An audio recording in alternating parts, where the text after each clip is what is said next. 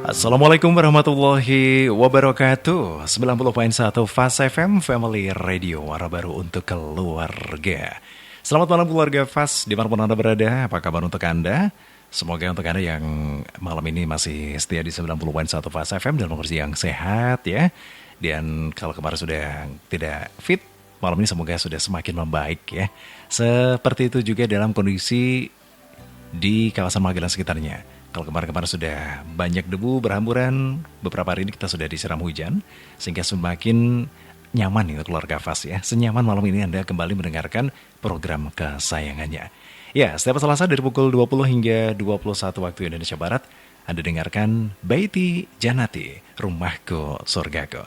Bersama saya Dimas Saputra untuk menghantar acara, dan keluarga Fast malam ini, sampai selesai nanti Anda bisa sharing dan juga tanya jawab bersama dengan Ustadz Nur Rahim, yang pada malam ini juga beliau telah hadir di studio Fast FM. Kita sapa terlebih dahulu. Assalamualaikum Ustadz Nur Rahim. Waalaikumsalam warahmatullahi wabarakatuh. Selamat malam Mas Dimas. Selamat malam Ustadz. Gimana ini? Sudah membaik?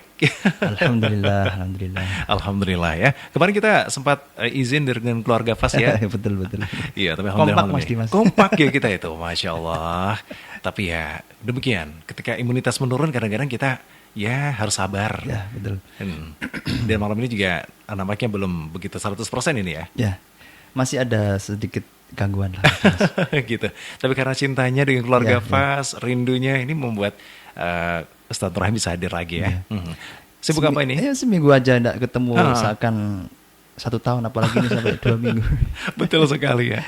Oke, Ustadz ini sibuk apa ini? Dalam rangka ini kan bulan-bulan santri. Oh iya. Dan hari ini kita merupakan peringatan Hari Santri tanggal 22 Oktober 2024 ini ya. Ya, ya barusan tadi pagi seluruh santri dan mungkin juga seluruh santri berada di Nusantara ini bersama-sama melaksanakan apel Hari Santri Nasional yang pada pagi tadi seluruh santri bisa mengikutinya dengan baik, dengan khidmat, dan saya harap seluruh santri bisa memaknainya bukan hanya sekedar euforia kemudian sekedar seremonial saja, tidak, tapi lebih dalam memahami dan memaknai arti santri yang sesungguhnya. Arti santri sesungguhnya gitu. Itu kan banyak juga yang mengatakan, wah yang santri itu yang mondok loh gitu. Ada yang mengatakan juga, ini peringatannya yang ada di pondok, yang ada di asrama gitu. Sementara yang ada di sekolah umum ini tidak memperingatinya gitu. Tapi saya tadi lihat semua di sekolahan ini juga memperingati Hari Santri ini. Ya karena memang Hari Santri itu sendiri Mas Dimas, istilah santri itu memang paling tidak ada 2 pengertian dasar. Yang pertama adalah nama santri itu dialamatkan bagi orang-orang yang memperdalam ilmu agama. Kemudian yang kedua adalah mereka orang-orang yang meniru figur kiai. Jadi dalam santri, dalam terminologi santri itu memang kiai itu menjadi tokoh sentral. Sehingga kata-kata santri manut kiai itu ya fakta adanya gitu. Dan siapapun ketika ada seseorang yang memang meneladani kiai, maka itu masuk dalam kategori santri. Itu makna yang lebih luas gitu. Lebih luas lagi ya. Begitu. Ada anekdot juga yang mengatakan santri itu dari 2 kata. San artinya matahari, dan tri itu adalah pohon. Ya, artinya menyinari dan juga meneduhkan. Wah, kata-kata santri itu luar biasa ya, mampu menyinari umat ya. Betul. Nah, diharapkan santri ini kan nanti kembali ke kampung halaman, ke rumah itu bisa memberikan pencerahan. Ya. Dan kalau berbicara tentang santri memang luas sekali Mas Dimas. Iya. Istilah santri itu ada juga yang mengatakan bahwa ini sebenarnya dari kata Sanskerta gitu ya. Oh gitu. Ada yang mengutip kata santri itu berasal dari bahasa Jawa kuno. Maknanya juga itu orang yang memang memperdalam ilmu-ilmu yang sifatnya spiritual kayak gitu. Begitu. Ya, jadi zaman dulu sudah ada istilah santri. Terus ada juga yang mengatakan seperti Kiai Haji Abdullah Dimyati dari Banten, itu mengatakan bahwa santri itu adalah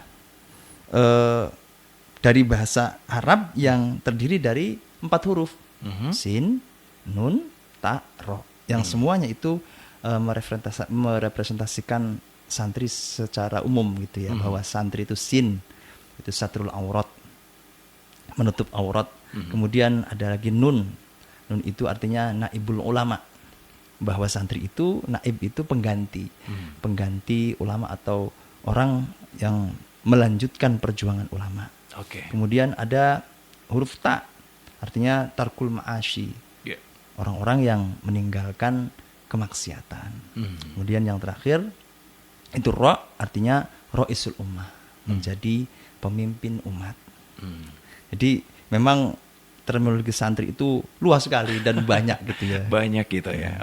Tapi kalau istilah santri itu sendiri sebenarnya sekarang memang mengerucut kepada orang-orang yang secara totalitas mempelajari ilmu agama dan berada di tempat yang dinamakan pesantren.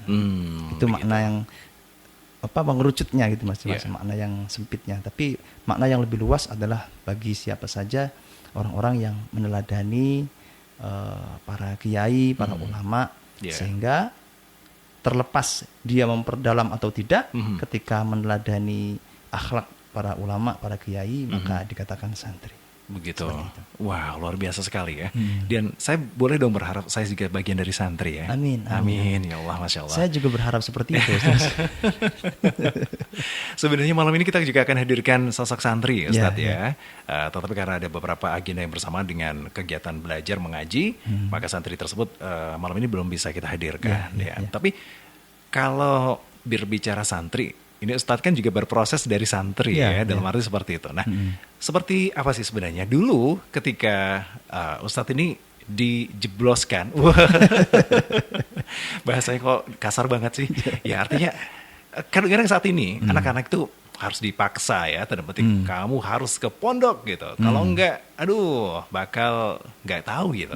Gitu ya. Tapi kalau dulu insya Allah tidak seperti itu ya. Tapi ngomong-ngomong nih, Ustadz Nur Rahim dulu sama Abah dan Uminya dipaksa atau memang ada kesadaran gitu? Ini mungkin yang kalau saya mengenang kembali. Iya, kita kelas balik dong. Mengenang kembali dulu perjuangan ketika memilih untuk hidup jauh dari orang tua, jauh dari kesenangan-kesenangan yang usia sebayanya gitu. Itu saya teringat metode yang dilakukan oleh abah saya gitu Mas Dimas. Jadi beliau itu tidak pernah memaksa saya untuk ke pesantren. Oh tidak ya? Tidak. Meskipun beliau juga ada santri di rumah. Iya. Tidak memaksa. Dan saya tidak pernah dipaksa. Setelah saya sadari, kemudian saya pelajari, ternyata memang prosesnya itu yang menyebabkan saya ingin sekali atau saya termotivasi untuk menjadi santri. Karena abah itu selalu menceritakan tentang pesantren. Begitu. Bahwa di pesantren itu seperti ini loh nak. Ada tokoh kiai, orang dengan kemuliaan yang tinggi, memiliki ilmu agama dan sebagainya. Jadi santri itu seperti ini. Enak lo jadi santri, seperti itu. Kemudian keajaiban santri itu ya karena memang saya mengalami sendiri Mas Dimas. Artinya memang ya santri itu ajaib memang. Ajaib ya. Ajaib. Penuh misteri. Dan itu luar biasa bagi saya itu. Begitu ya. Nah itu terus ditambah lagi, saya ingat dulu abah ketika saya menginginkan sesuatu gitu ya. Menginginkan sesuatu, contoh semuanya.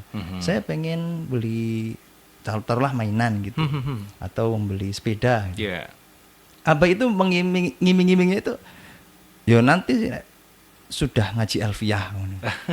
Padahal saya tidak tahu menahu alfiyah itu apa. Waktu itu kan masih kecil, masih SD gitu Mas. Masih SD. So, nek wis ngaji alfiyah. Sampai kan akhirnya saya terpacu untuk mencari tahu apa sih alfiyah itu. Apa sih gitu ya. Terus sekali lagi kalau semuanya ada keinginan-keinginan yang contoh semuanya pengen beli sepeda gitu Mas. Itu abah itu, yo kamu hafal alfiyah dulu kayak gitu. Gitu. Alfiyah ki panganan opo tuh. Sampai kemudian saya tahu kan ini ada anak-anak yang sedang menghafalkan alfiyah. Oh ini kan alfiyah. Akhirnya saya teringat dengan iming-iming Abah dulu itu, bahwa dengan Alfiah saya bisa beli sepeda kayak gitu misalnya. Nah, itu motivasi ya. Motivasinya seperti itu dulu, seperti itu. Maka ketika saya lulus SD, itu yang ada dalam pikiran saya adalah ya pesantren. Gas, langsung mondok. Langsung gas kayak gitu. Aduh, kenceng banget ya. Langsung gas. Tekadnya bulat. Nah, itu kan cuman dulu waktu saya lulus SD, karena postur saya itu termasuk minimalis Mas Dimas. Begitu. Abah itu sepertinya enggak tega. Enggak tega. Saya ngotot Mas Dimas. Gitu. Abah saya itu pengen mondok gitu. Dengan berbagai cerita, kisah, motivasi yang ada di kepala itu, pokoknya saya pengen mondok. Cuman ternyata Abah itu enggak tega. Kemudian baru setelah lulus SMP, lulus MTS, nah, saya sudah tidak bisa dibendung lagi. Pokoknya saya harus ke pesantren. Begitu. Sampai saat itu saya harus memilih jauh dari Jawa Barat. Mohon maaf, Ustadz ini kan Indramayu ya, aslinya ya kan. Nah, kemudian waktu itu langsung memilih ke Jawa Timur. Di Tebuireng. Di Tebuireng.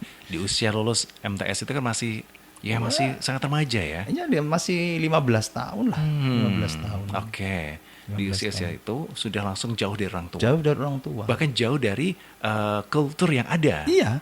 Kan? Dan semuanya berubah. Kulturnya orang Jawa Barat dengan Jawa Timur jelas berbeda. Terus kemudian belum lagi nanti berhadapan dengan santri yang lama gitu Mas. Ada santri-santri yang sudah senior. Itu pelajaran-pelajaran yang saya dapatkan ketika bagaimana beradaptasi dengan lingkungan, bagaimana cara bijak menghadapi masalah, kemudian mencari solusi ketika terjadi masalah. Itu memang ya bukan otodidak, tapi mau tidak mau saya harus mengandalkan kemampuan diri. Orang tua jauh. Kebetulan dulu juga saudara tidak ada yang ikut mondok dengan saya itu. Berarti sendirian? Sendirian. Oke.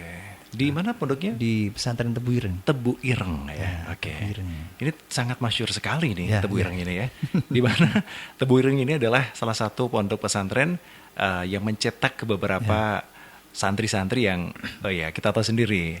Ada yang jadi menteri ya. Bahkan ada yang juga menjadi beberapa pejabat-pejabat yang ada di negeri kita tercinta gitu. Berapa lama di Tebuireng waktu itu, Ustaz? Waktu itu saya aliyah. Gitu. Aliyah, 3 tahun lebih lah sedikit. 3 tahun? 3 tahunan. Oke. Setelah itu dulu itu kan memang di antara yang tokoh nasional Mas Dimas. Dan itu merupakan representasi dari santri yang sukses. Dalam segala hal gitu ya. Gitu. Dalam keilmuan, kemudian dalam pengaruhnya di lingkungan dan masyarakat, sampai juga jabatan yang tinggi. Beliau adalah Al-Mughfurlah Kiai Haji Abdurrahman Wahid atau Gus Dur. Itu adalah alumni. Ya, itu keluarga besar dari Tebuireng. Tebuireng ya. Cucu dari pendiri NU. Oke. Itu kan ya termasuk dulu orang yang dimasukkan ke pikiran saya itu oleh abah saya itu ya Gus Dur itu Mas Dimas. Ada loh santri yang seperti ini. Nah, itu Gus Dur kayak gitu. Makanya dulu motivasi saya di antara pondok yang ingin saya pilih adalah pondoknya Gus Dur kayak gitu loh. Ya ini Tebuireng gitu. Di Tebuireng. Oke. Nah setelah selesai dari Tebuireng, saya karena memang ngefan gitu ya dengan Gus Dur itu ngefan. Sampai saya menelusuri kemana sih Gus Dur itu setelah di Tebuireng, Tambak Beras, kemudian di beberapa pesantren di Jawa itu kan Gus Dur pernah menimba ilmu di situ. Nah di antaranya adalah pondok pesantren API Tegalrejo Magelang. Nah, yang mau saya tanyakan tadi adalah Gus Dur juga ternyata alumni dari Ponpes API ya. Betul. Masya Allah. Dulu muassis dari Tegalrejo, Al-Maghfurlah Simbayai Khudori, itu juga alumni Tebuireng. Oh begitu. Bahkan putra dari Hadratus Hasyim Asy'ari, Kiai Wahid Hashim, ayahandanya Gus Dur, itu teman akrab dengan Simbah Yai Khudori.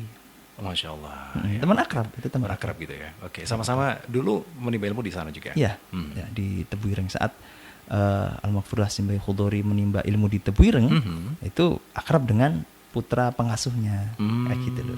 Begitu. Sampai diceritakan dua orang tokoh ulama besar ini, yang satu Mbah Yai Wahid Hashim menjadi salah satu menteri agama, bahkan menteri agama pertama kali ya. Yang pertama itu Mbah Yai Wahid Hashim itu dengan Al-Maghfurullah Simbah Yai Khudori itu janjian. Janjiannya itu kalau punya anak laki-laki nanti dinamakan dengan nama yang sama. Oh begitu. Iya. Akhirnya Allah ridho. Iya. Mbah Yai Wahid Hashim itu punya putra bernama Abdurrahman Wahid. Kalau Mbah Yai Khudori itu putra pertamanya adalah Mbah Yai Abdurrahman Khudori. Masya Allah. Sama-sama Abdurrahman. Abdurrahmannya ya. Oke. Dan apakah ini juga janjian mungkin ya, saling silang gitu ya? Besok anakku juga mondok di Ponpes Api ya, sementara juga yang satu dikirim ke sana atau tidak? Ya, memang ya. Mungkin juga ya. Jadi itu tokoh-tokoh yang inspiratif. Inspiratif banget, iya subhanallah. Dan masih perjuangannya itu tetap relevan sampai hari ini, ditiru oleh santri siapapun. Ketika memang mengaku bahwa dirinya santri, tokoh-tokoh yang tadi saya sebutkan itu masih relevan sekali. Perjuangannya mencari ilmu, perjuangannya terutama bagaimana menyikapi problematika dalam masyarakat. Ini yang di pondok itu menjadi hidden curriculum. Anak-anak itu saya mengalami sendiri ketika bagaimana sih harus bersikap dalam kebinekaan. Dalam satu kamar di pesantren itu kan bermacam-macam. Kalau saya dulu itu ya hampir seluruh Indonesia perwakilannya ada semua gitu. Dari NTB, NTT, ada yang dari Kalimantan, bahkan dari Papua pun ada teman saya itu waktu di kamar itu. Dengan semua kultur, macam-macam kultur yang berbeda. Orang Jawa Barat dengan kekhasan ya ngomong kasar lah ya. Jadi memang keras dan kasar gitu. Oh gitu. Iya. Ya. Sedangkan orang Jawa Tengah itu dengan lemah lembut. Jawa Timur itu ya rada-rada kasar seperti itu. Begitu. Apalagi yang luar Jawa seperti Kalimantan atau Sumatera itu kan lebih memang nadanya itu nadanya itu keras gitu ya. Gitu ya. Ya bukan menunjukkan hatinya, tapi cara mereka itu berkomunikasi memang ya berbeda gitu, berbeda. Negurnya orang Jawa dengan negurnya orang Sumatera kan beda. Dengan diksi yang berbeda, nada yang berbeda, intonasi yang berbeda. Dan itu dihadapkan dalam situasi yang serba kebinekaan. Dari sisi kulturnya, dari sisi bahasa, salah bahasa itu ya. Seringkali terjadi gitu, apalagi santri-santri baru gitu ya. Nah, tapi sebenarnya itu dibalik semua itu ternyata dengan cara seperti itulah kemudian santri itu memiliki kemampuan untuk bisa melihat perbedaan itu dengan bijak. Dan itu saya mengalami sendiri dan membuktikannya sendiri. Ketika berhadapan dengan masyarakat yang multikultural atau beda pemikiran, beda suku, itu sesuatu yang pernah saya alami itu di pesantren dulu, dan saya mau tidak mau diajarkan untuk bagaimana bersikap di tengah-tengah perbedaan seperti itu. Baik, kalau itu berbicara terkait dengan kemajemukan yang ada, kultur yang beda, tetapi kita tetap bisa sama-sama untuk mempunyai visi menimba ilmu ya, dan juga takdim bersama-sama dengan kiai gitu ya. Oke. Selain di Tebuireng, Ustaz Nur Rahim juga melanjutkan di pondok pesantren mana lagi setelah Tebuireng itu? Saya di API Tegalrejo. API Tegalrejo ya. Itu ya lumayan agak lama nih Mas. Meskipun ya belum lama sih. Hanya 10 tahun gitu. Masya Allah ya. Dan disitulah kita ditemukan. Dan alhamdulillah kita juga diketemukan lagi nih Ustaz ya. Jadi kan ada istilah dalam pondok itu mondok sampai rabi gitu. Iya, sampai rabi ya. Tapi enggak, ini sampai sampai kakek nenek mungkin ya. Artinya santri salawase. Iya. Dan ngaji itu iya. sampai mati. Sampai gitu, mati. Karena memang idealnya seperti itu. Yeah. Maksudnya karena memang mencari ilmu agama atau mencari ilmu secara umum itu memang perlu waktu. Yeah. Apalagi ilmu agama tidak bisa instan. Di lembur mempelajari ilmu agama yang sebegitu kompleks dan banyaknya hanya dengan waktu 1 bulan. Saya rasa tidak mungkin, Mas Dimas. Apalagi cuma modal baca buku. Apalagi modal baca buku dan terjemahan tanpa guru. Wah, itu potensi untuk tersesat dan menyesatkan itu lebih besar gitu. Iya. Nah, kita juga belajar kan dari perjuangan Rasulullah Muhammad SAW. Allahumma sholli alaihi. Ketika menyebarkan agama Islam, menyampaikan risalah Islam, itu prosesnya kan tidak sebentar.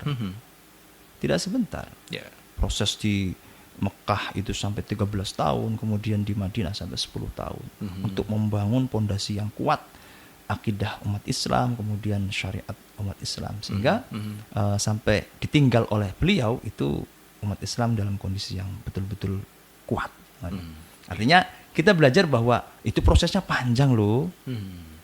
Apalagi kita sekarang ini tidak bisa ilmu agama atau ilmu apapun lah, perlu ada waktu, perlu proses yang panjang, ada tulus zaman, ada waktu yang panjang untuk terus menggali ilmu, menambah ilmu, dan pastikan bahwa semua itu atas bimbingan dan tarbiyah, didikan dari para kiai, para ulama.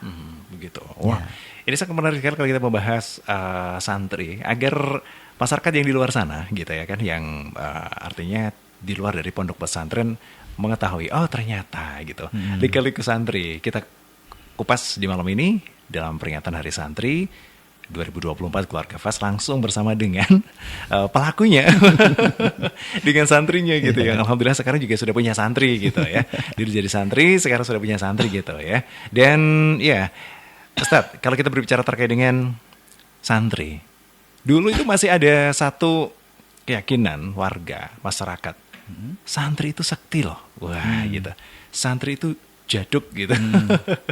Santri itu punya tadi yang disampaikan, tanda petik kekuatan tersendiri. Ya, gitu. Nah, hal-hal itu kan tentu tidak luput dari gemblengan, riyadhah dan juga yang lainnya yang diajarkan oleh para masyayikh yang di ponpes.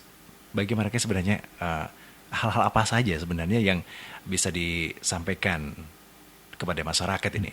Riyadhah apa saja sih yang dilakukan untuk membentengi diri, menjadikan tubuh juga kuat meskipun berpuasa dan juga yang lainnya gitu, Ustaz?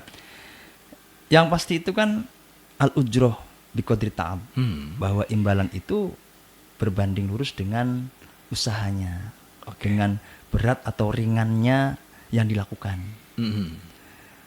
Bayaran yang ringan atau kecil itu ya tentu dengan pekerjaan atau beban tanggung jawab yang ringan pula. Tapi sebaliknya ketika tanggung jawabnya besar atau pekerjaannya itu berat, tentu imbalan atau bayarannya dalam tanda kutip itu juga akan mengimbangi dari tugas dan tanggung jawabnya. Itu prinsip utamanya, al-ujroh bi qadri ta'ab.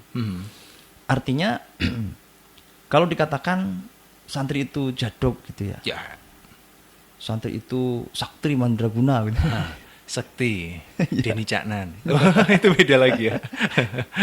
Ya selama memang mengusahakan dirinya untuk mampu atau bisa jaduk gitu ya. Bisa jaduk tenan loh Mas Dimas. Oh begitu. Iya. Oke. Tinggal nanti tidak bisa kita gebiak uya santri itu jaduk anti golok dan sebagainya. Tidak juga gitu. Yeah.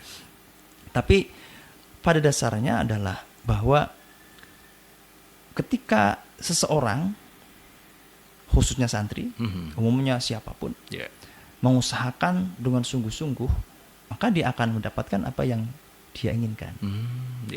Itu. Nah, usaha untuk mendapatkan sesuatu itu proses. Ada tentu kalau kita konteksnya mencari ilmu, ada perjuangan yang berat, yaitu bagaimana membersihkan diri. Tazkiyatun nafas. Yeah. Membersihkan diri untuk apa sih? Untuk siap menerima ilmu. Dan bahwa ilmu itu adalah nur. Al-ilmu nurun. Yang mana cahaya itu akan bertempat pada sesuatu yang bersih. Sesuatu yang suci. Artinya mustahil ilmu itu bisa masuk, ilmu yang bisa memberikan kemanfaatan, keberkahan, yang bisa mengantarkan orang yang memilikinya itu selamat dunia dan akhirat ketika tempatnya itu berada di tempat yang kotor, tempat yang penuh dosa. Tidak mungkin, Mas Dimas. Yeah. Nah, santri itu sebenarnya yang utama adalah itu. Yaitu bagaimana memastikan bahwa ilmu itu bisa masuk ke dalam hatinya, kemudian ilmu yang manfaat dan berkah, yang mana dirinya itu bersih. Itu yang utama itu. Okay. Meskipun nanti kita akan lebih luas lagi ketika membahas tazkiyatun nafas itu bagaimana caranya gitu. Bagaimana caranya? Caranya banyak sekali. Yeah. Ada riyadhah. Riyadhah itu meninggalkan kesenangan-kesenangan. Ya, kesenangan ini luas lagi nanti maknanya. Yeah. Dulu saat belum ada gadget, belum ada televisi, belum ada tablet, belum ada internet. Yeah. Mungkin orang-orang zaman dulu ketika konteksnya tazkiyatun nafas atau membersihkan diri itu ya dengan menghindari makanan-makanan yang nikmat, makan-makan yang enak, maka nanti ada istilah ngerowot gitu, Mas Dimas. Begitu. Ngerowot itu artinya meninggalkan makanan yang menjadi makanan pokoknya. Kalau di Magelang itu kan makanan pokok kita itu beras gitu ya, atau nasi. Nah, kita tinggalkan nasi. Nanti gitu. Beralih ke jagung atau ke oyek kayak gitu. Dari ketela. Oke. Itu sebenarnya adalah tujuan utama adalah tazkiyatun nafas. Membersihkan jiwa. Mempersiapkan akan hadirnya ilmu di dalam hati, di dalam jiwa ini, sehingga nanti ilmu yang masuk itu ilmu yang manfaat dan berkah. Masya Allah, itu ya. Terus ada lagi puasa. Puasa, ada puasa Senin Kamis, ada puasa dahar. Puasa dahar itu setiap hari puasa, itu puasa sunnah, Mas. Yeah. Kemudian ada puasa Dawud, sehari puasa, sehari tidak, terus dilakukan seperti itu. Dan kembali lagi tujuannya adalah tazkiyatun nafas. Nah, dan ada orang yang memang concernnya itu untuk mengolah bukan hanya jiwa tapi raga. Karena memang ada dalam dunia pesantren itu amalan-amalan atau ritual-ritual khusus yang ya memang ada gitu, Mas Dimas ya. Begitu. Saya dulu itu waktu di pesantren dulu, Mas Dimas. Yeah. Kalau sekarang, wah itu bisa jadi pelanggaran HAM itu. Kenapa ini, Ustaz? Ini. Jadi Romoya itu dulu kalau semuanya ada di dalam pondok itu ada tren kehilangan. Nah, beliau itu membuat semacam kuali besar, kemudian dikasih minyak goreng, terus digunakan kompor itu ya sampai mendidih. Yeah. Nah, nanti santri suruh cuci tangan di wajan itu. Wow. Di wajan itu, dengan doa-doa tertentu, terus santri silakan yang merasa santri cuci tangan di air mendidih. Bukan air mendidih loh, minyak. Minyak gitu. Minyak goreng. Masya Allah. Ya, oke. Silakan gitu. Dan kalau semuanya mencuri, maka ya siap-siap saja. Bisa jadi bebek goreng. Bisa jadi tangan goreng. Tangan goreng ya. Oke. Dan itu sebelum sampai ke si pelaku, itu pelaku sudah bahasa Jawa ini gilapen gitu, Mas. Sudah ketakutan terlebih dahulu. Ketakutan ya. Tapi bagi teman-teman yang tidak melakukan, ya biasa saja, malah kadang ada yang ekstrim sampai disiramkan ke wajah. Subhanallah. Dan itu tidak apa-apa ya? Tidak apa-apa.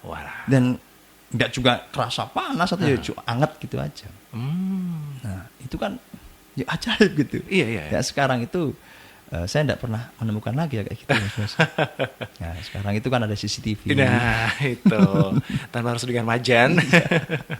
Sekarang itu orang-orang itu sepertinya sudah lebih takut ke CCTV, Mas Dimas, daripada malaikat. Ya mencatat itu ya, Masya Allah. Begitu ya. Itu tadi salah satu riadah yang dilakukan ya. Ya, jadi itu memang lumrah dan wajar di pondok pesantren itu dilakukan sebuah riadah itu tadi disampaikan Ustadz bahwasanya ini adalah cara untuk menyiapkan diri untuk menerima ilmu. Dan itu jadi riadah itu kan atau tirakat itu kan macam-macamnya banyak. Dan ada lagi satu riadah untuk mendapatkan ilmu, yaitu riadah berupa belajar yang sungguh-sungguh. Belajar yang sungguh-sungguh. Pokoknya sudah belajar. Artinya sehari-hari bergelut dengan kitab kuning, sehari-hari bergelut dengan diskusi, dengan musyawarah bahasa masail, terus seperti itu. Sehingga membutuhkan energi yang lebih besar. Artinya untuk pesantren yang seperti ini tentu mereka meninggalkan riadah yang sifatnya melemahkan fisik. Kalau semuanya riadahnya itu berupa belajar yang sungguh-sungguh, pokoknya setiap hari kitab, biasanya mereka tidak mengenal atau tidak menjalankan riadah berupa puasa dan sebagainya. Begitu, ya, oke. Karena memang belajar sungguh-sungguh, artinya konsen full, itu juga termasuk riadah ya, dan butuh tenaga ya. Butuh tenaga itu, Masya Allah ya. Dan khawatir ketika tenaga itu dibutuhkan sangat besar, tapi asupan energinya kurang, itu kan bisa lemah. Bisa lemah gitu. Nah, terkait dengan energi, bagaimana sebenarnya di pondok pesantren itu para santri mendapatkan jatah makan gitu. Ini kan asik juga ini ya, bisa kita kupas bareng-bareng. Bahwasanya di pondok pesantren sebenarnya ada dulu, itu katanya sih, saya kan kebetulan tidak mondok ya, tapi saya menjumpai di pondok langsung. Tapi Mas Dimas itu sudah cukup dikatakan santri lah. Di sana saya menjumpai beberapa santri itu masak sendiri ya. Oh iya. Jadi ada yang masak nasi, ada masak gitu. Dulu seperti itu atau sekarang berbeda? Masih ada itu. Pondok yang seperti itu masih ada. Masak sendiri, kemudian buat sayur sendiri, tapi itu sudah, kalau hari ini sudah semakin sedikit gitu. Sekarang sudah masuk ke zamannya itu serba praktis ya. Ada dapur umum berarti sekarang. Jadi santri sudah datang ke pondok, yang penting ngaji, yang penting sekolah, belajar yang giat. Sudah tidak usahlah berpikir iki masak opo, sudah tidak berpikir itulah. Untuk saya kira untuk hari ini sudah yang mendominasi itu sudah pesantren-pesantren seperti itu. Baik itu di salaf atau modern ya? Iya. Sudah sangat jarang masak sendiri, itu sudah sangat jarang Mas Dimas. Walaupun itu masih ada. Masih ada. Itu biasanya pondok-pondok yang kuno, yang salaf, kemudian masih menganut cara-cara seperti itu. Begitu. Nah, sementara kalau sehari juga makan berapa kali di pondok pesantren itu sebenarnya? Ada yang 3 kali, ada yang 2 kali. Kalau di tempat kami itu 3 kali Mas Dimas. Tetap 3 kali dong ya kan. Tapi anak-anak sudah diajari bagaimana riadah. Jadi teman-teman santri itu kalau di tempat kami itu dikenalkan ngerawat, dikenalkan puasa Dawud, seperti itu sudah dikenalkan. Bahkan Al-Mukarram memberikan pelajaran bahwa santri-santri sangat dianjurkan puasa hari Senin dan Kamis. Begitu. Jadi kalau pas hari Senin, kantin itu tutup Mas. Gitu. Senin Kamis itu pokoknya kantin tutup, tidak buka, karena memang di hari itu santri sangat-sangat dianjurkan untuk melaksanakan puasa Senin Kamis. Senin Kamis gitu ya. Begitu. Nah, kalau kita berbicara kedisiplinan tentu pondok ini sudah tidak usah diragukan ya Ustaz ya. Karena memang mengelola manusia sebegitu banyaknya. Kalau tidak menggunakan aturan yang jelas, aturan yang pasti, ya tentu saya kira tidak akan bisa menyampai target untuk bisa mendapatkan santri-santri yang berkualitas. Oke, amin. Makanya memang ya kedisiplinan itu menjadi kunci utamanya.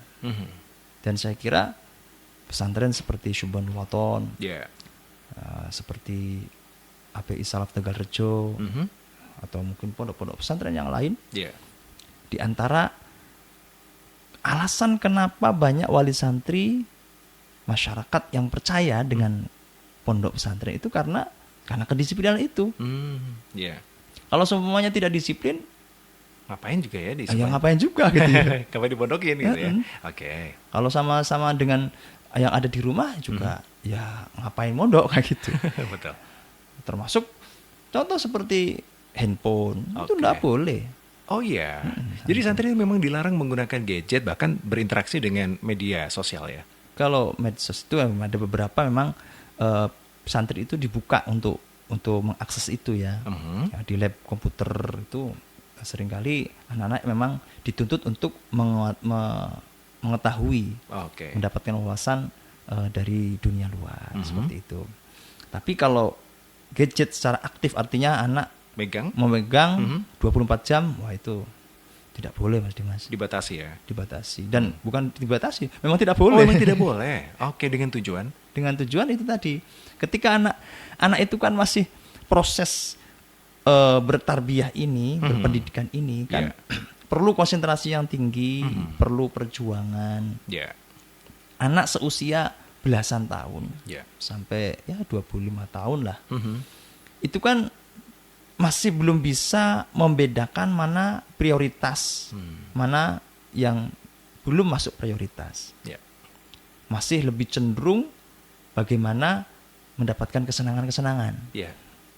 Kalau semuanya dikasih handphone, itu bukan, kalau semuanya ada perintah untuk belajar dari handphone, belajarnya 15 menit, nanti browsingnya, scrollnya itu 2,5 jam. Itu terbukti. Iya, betul sekali. Ya, itu memang tidak dibatasi, artinya boleh hari Jumat saja, tidak boleh total. Selama menginjakkan kaki di pondok, maka saat itu pula gadget wa ala alihi wa sahbihi ajmain hilang. Maksudnya apa ya? Seperti alat-alat elektronik, musik box, atau alat-alat elektronik lain lah, itu tidak boleh. Tidak boleh. Gitu. Karena memang santri itu dituntut untuk konsentrasi dalam thalabul ilmi. Kemudian lebih dari itu juga anak-anak itu belajar bagaimana berdisiplin. Ada nanti kelak anak-anak semua itu berhadapan dengan situasi di mana peraturan itu tidak tertulis. Begitu. Ya. Kalau di pesantren itu kan tertulis Mas Dimas. Pasal 1 melanggar apa gitu. Terus nanti poinnya sekian, nanti hukumannya apa, kayak gitu kan tertulis. Dan memang harus tertulis. Karena anak itu biar tahu langsung. Ini tujuannya apa sih? Tujuannya menyiapkan anak, menyiapkan santri kelak ada di satu masa mereka itu akan berhadapan dengan situasi di mana peraturan itu tidak tertulis. Yaitu peraturan sosial. Ada sanksi sosial. Ada hukuman sosial. Ada aturan-aturan yang tidak tertulis tapi itu ditaati. Yaitu aturan sosial. Ketika anak-anak santri itu sudah dididik terbiasa dengan peraturan yang jelas. Peraturannya jelas, kalau dilanggar hukumannya jelas. Ini akan masuk ke dalam pikiran bawah sadar mereka. Ketika nanti terjun di masyarakat atau berkiprah di masyarakat, paling tidak mereka sudah mengenal batas-batasnya. Begitu. Seperti itu. Iya, baik. Terima kasih Ustaz Nur Rahim dan terima kasih juga untuk ada keluarga Fas malam ini yang sudah bergabung bersama kami di 081578709440-nya ya. Untuk yang ingin tanya langsung bersama dengan Ustaz Nur Rahim, kami buka sesi phone live-nya keluarga Fas sekali lagi di 081578709640-nya gitu. Nah, Ustaz, kita masyarakat luas ini kemarin dibuat penasaran. Penasaran dengan bagaimanakah pendidikan kontrol emosi dari seorang santri di pondok pesantren. Ketika kemarin di media sosial ini kan cukup tersebar videonya, seorang santri tiba-tiba didatangi, dipalak, ditendang, didupak gitu. Tapi dia santai dan tidak membalasnya gitu. Artinya ya mungkin kalau bisa diterjemahkan, ben Gusti Allah yang balas. Wah gitu bahasanya gitu. Ikhlas. Ikhlas gitu ya. Nah, di balik keikhlasan itu banyak yang justru kagum dengan para santri. Loh, kenapa nggak dilawan? Kalau kamu teriak di seluruh ribuan santri keluar ngeroyok 2 orang yang maaf itu kan sudah selesai gitu. Artinya gitu kan.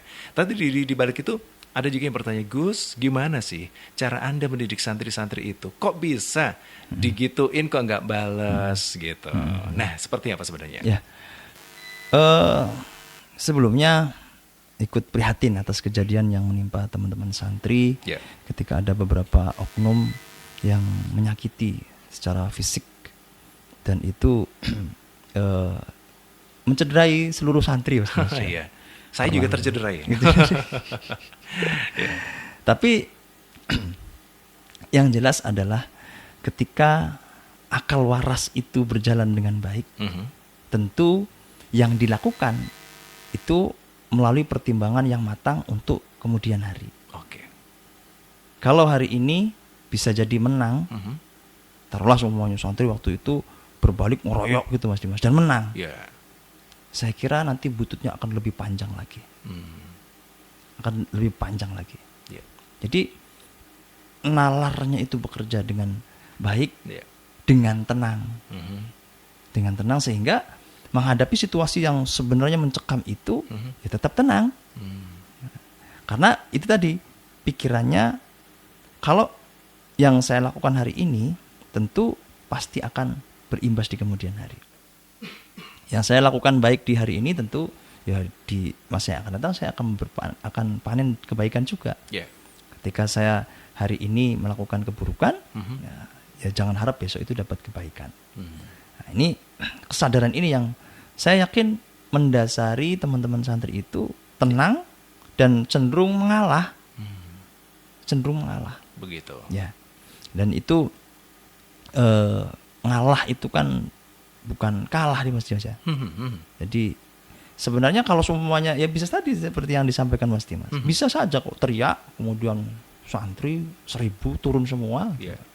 Sudah menghadapi 2-3 orang kan ya kecil. Tapi dapat apa gitu loh. Begitu ya. Dapat apa? Bukannya nanti akan mencoreng pesantren lebih buruk kayak gitu. Nah, jadi itu tadi pertama prihatin lah. Prihatin bagaimanapun tindakan melukai santri, 1-2 santri itu tentu akan menyakiti santri secara keseluruhan.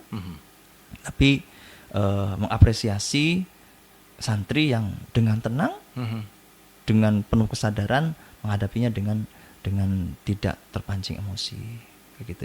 Ini patut dicontoh Mas Dimas agar ketika terjadi konflik atau terjadi permasalahan itu yang diutamakan adalah akal waras. Akal waras gitu ya. Gitu. Ya harapannya ini juga memang menjadi salah satu teladan ya. Bahwasanya menghadapi segala sesuatunya dengan akal waras gitu.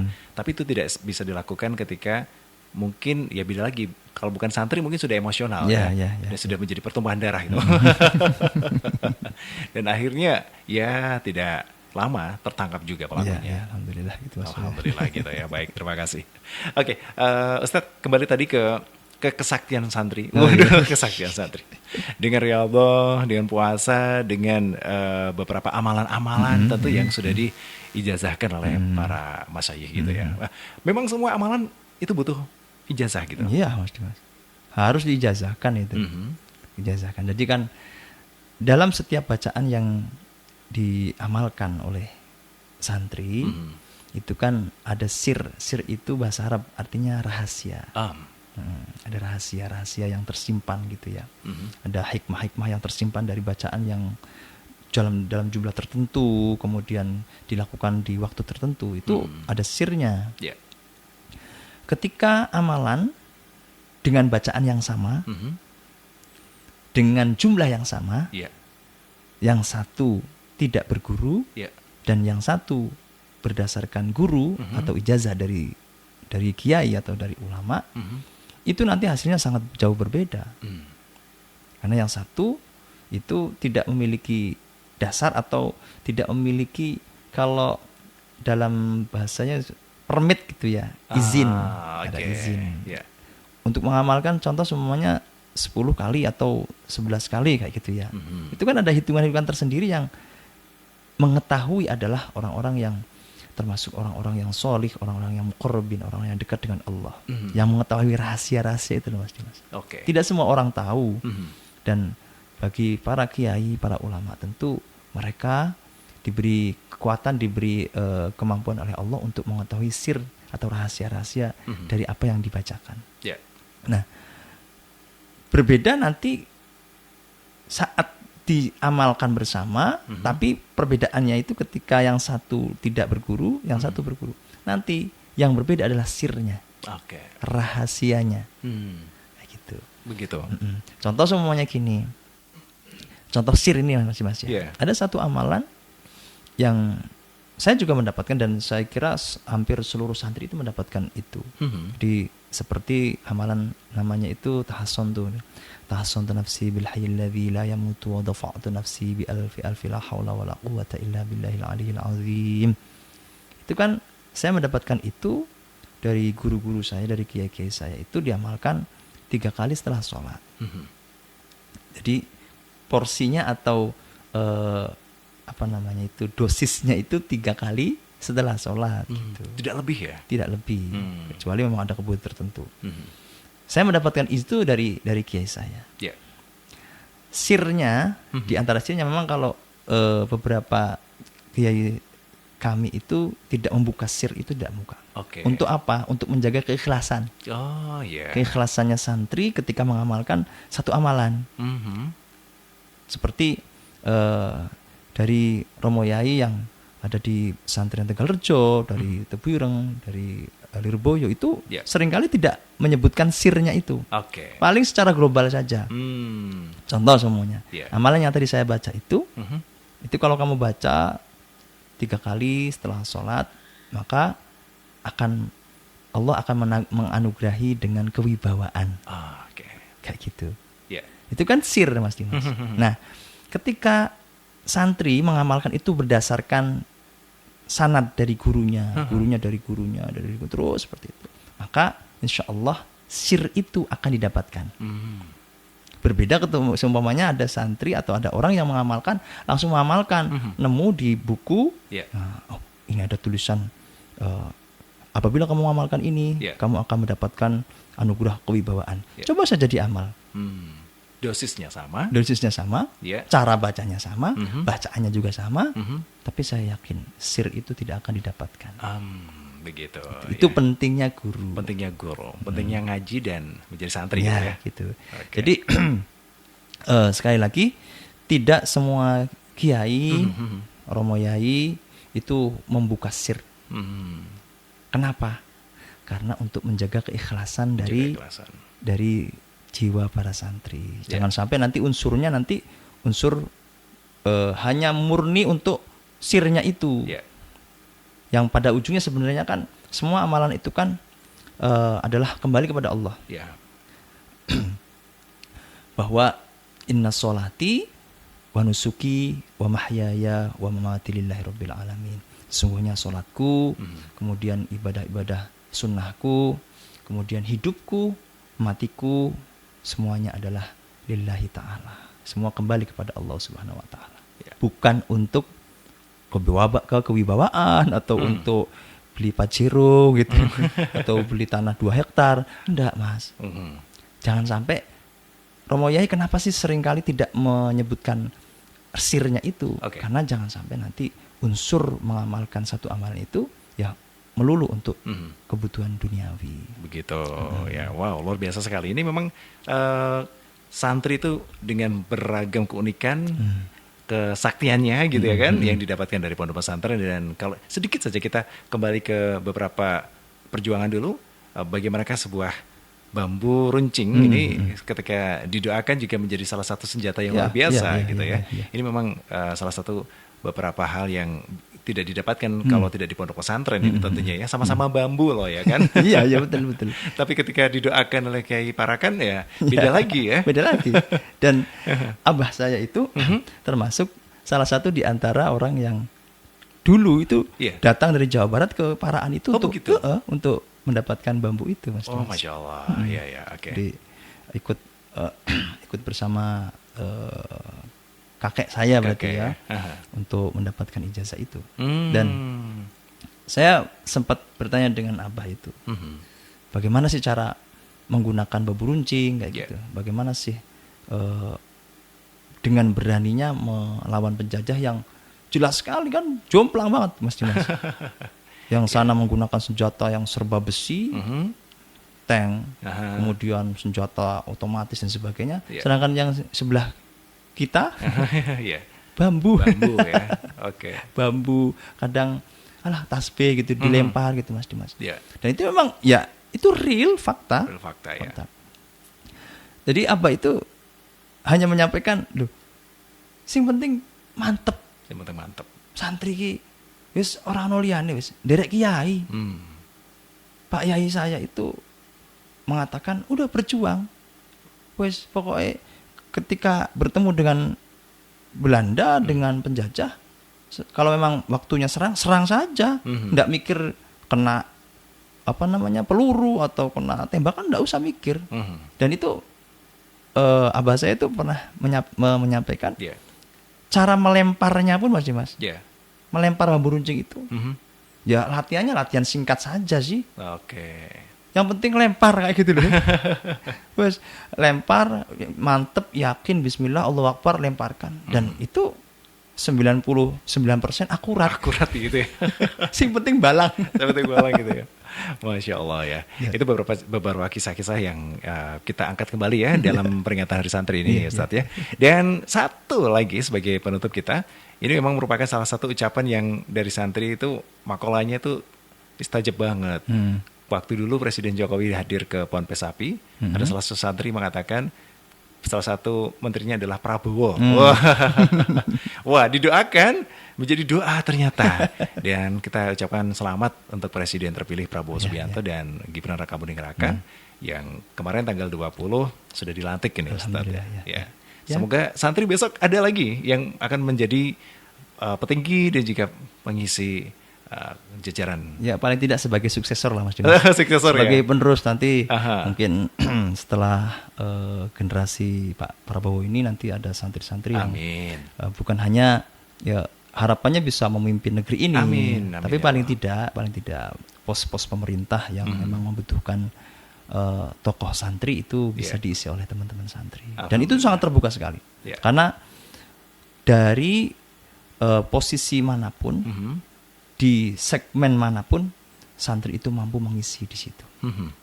Dengan kemampuan, dengan pengalaman yang dulu diajarkan oleh para kiai, para ulama, tidak ada satupun tempat yang menolak kehadiran santri.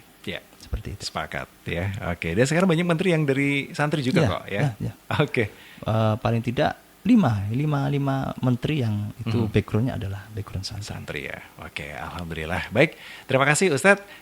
Kita refleksi di Hari Santri ini. Aduh, ini merupakan satu kabar gembira juga untuk masyarakat, keluarga FAS yang mempunyai anak-anak yang mungkin saat ini masih kecil, masih belia.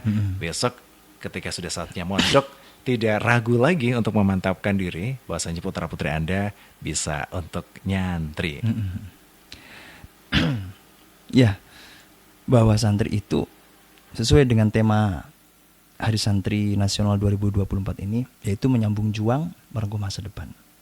Bahwa santri itu dari awal masuk ke dunia pesantren atau mempelajari ilmu agama dan ikut bersama para kiai, para ulama, itu memang dididik untuk berjuang. Berjuang untuk menghadapi masalah, untuk menghadapi segala problematika kehidupan. Dan dari sisi sejarah pun bahwa santri lahir itu dengan penuh perjuangan. Bahkan di antara elemen yang membangun dan melahirkan bangsa ini adalah beliau para santri. Bagaimana ketika resolusi jihad digaungkan oleh Hadratus Syekh Hasyim Asy'ari yang mampu menggerakkan seluruh santri, bahkan di luar santri pun ikut tergerak untuk berjuang, memperjuangkan kembali hak-hak kemerdekaan yang sudah didapatkan 2 bulan sebelumnya, yaitu di bulan Agustus. Jadi santri itu lekat dengan perjuangan. Dan kita yang hari ini sebagai santri itu adalah orang-orang yang meneruskan perjuangan. Artinya kita menyambungkan perjuangan ini dari ulama, dari para dulu orang-orang yang sudah mendahului kita yang mengajarkan perjuangan, terus santri sekarang juga masih terus dalam masa-masa perjuangan, yang mana perjuangan ini sebenarnya adalah untuk merengkuh masa depan yang lebih baik. Di tangan para santri, di pundak para santri, bangsa dan negara ini dipertaruhkan. Maka jadilah santri yang baik, jadilah santri yang happy, jadilah santri yang bersyukur, dan jadilah santri yang mau berjuang untuk masa depan. Baik, terima kasih Ustaz Nur Rahim dan selamat Hari Santri Ustaz. Selamat Hari Santri. Baik, terima kasih juga untuk keluarga FAS malam ini sudah bergabung bersama kami di 90.1 FAS FM. Dari Jalan KHC Masyari nomor 7 Bakuten Tegar Magelang, kami berdua bertugas mengucapkan terima kasih untuk kebersamaan Anda. Selamat malam, selamat beristirahat dan wassalamualaikum warahmatullahi wabarakatuh.